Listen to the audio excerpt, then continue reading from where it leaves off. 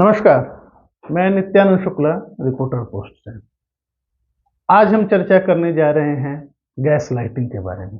जी हाँ, आप भी सोच रहे होंगे कि ये गैस लाइटिंग क्या होता है। तो आपको बता दें कि 2022 में गैस लाइटिंग को वर्ड ऑफ द ईयर चुना गया है। जी हाँ, अमेरिका की सबसे बड़ी डिक्शनरी ने, पब्लिशर मेरियम वेबस्टर ने गैस लाइटिंग को वर्ड ऑफ द ईयर चुना है। आज हम आपको बताएंगे कि गैस लाइटिंग होता क्या है, कैसे लोग गैस लाइटिंग के माध्यम से दूसरे के मनोभाव से खेलते हैं, अपनी बातों को उन पर थोपते हैं और ये भारत में कैसे सार्थक बैठता है। जी हाँ, गैस लाइटिंग वर्ड जो आया है वो एक प्ले से आया है। British play right Patrick Hamilton ने 1938 में एक गैस लाइट कर उन्होंने प्ले लिखा था। इस प्ले को 1940 में यूके में और 1944 में यूएस में इसे किया गया था। इस प्ले में ये दिखाया गया था कि एक हस्बैंड अपनी वाइफ की भावनाओं से कैसे खेलता है और उसमें वो हीन भावना भरता है और अपनी गलत बातों को भी सही ठहराता है। गैस लाइटिंग आखिर में वर्ड क्या है और ये कहाँ से आया?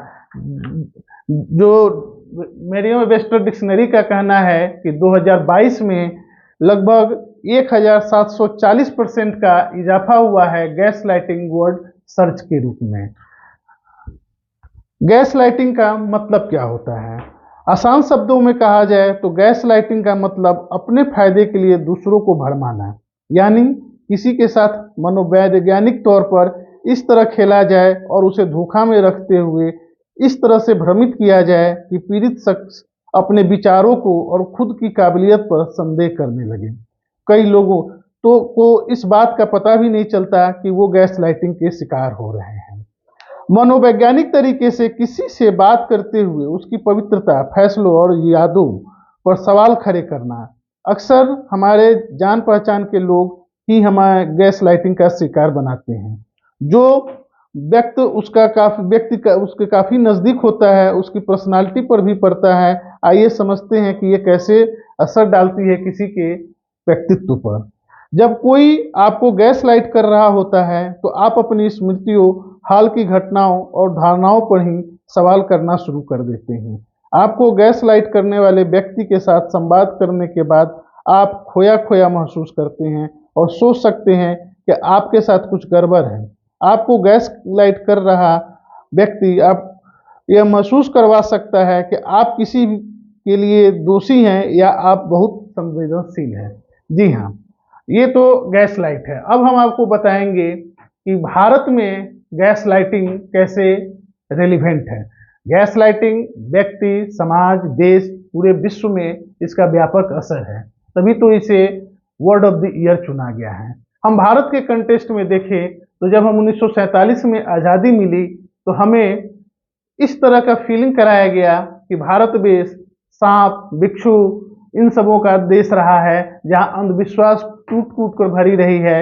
हमें एक हीनता की सामाजिक, राजनीतिक और रिलीजियस वे में एक हीनता की भावना लोगों में इंजेक्ट करने की कोशिश की गई। वो कैसे कि हम बहुत पिछड़े हैं, हमने साइंस में कोई आविष्कार नहीं किया। जी हाँ, जबकि सच ये है कि जीरो का आविष्कार आर्यभट्ट ने किया था, जो भारत का था, और जो जीरो नहीं होता तो मैथ्स नहीं होता। जी हाँ, नासा बना है, चाहे वैज्ञानिकों ने 100 साल पहले बहुत सारे शोध किए हैं, लेकिन हम आपको एक एग्जाम्पल बताते हैं कि सूरज की दूरी धरती से कितनी है, इसकी जानकारी हमें लगभग 100 साल पहले मिली थी।